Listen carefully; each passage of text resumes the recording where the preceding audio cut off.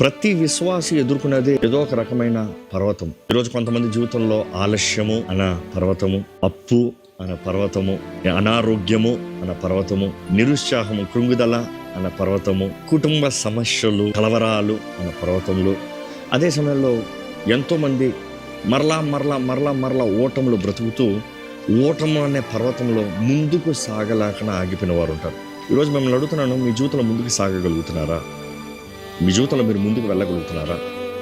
మీ జీవితంలో ప్రభు కోరిన రీతిగా, ప్రభు నిర్ణయించిన రీతిగా, ప్రభు వాగ్దానాలు తగినట్టుగా బ్రతకగలుగుతున్నారా?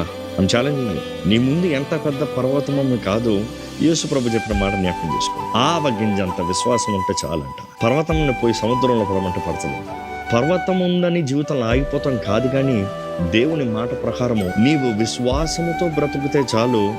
నీ విశ్వాసాన్ని నువ్వు ఎత్తి పెడితే దేవుడు కార్యాన్ని జరిగించదు.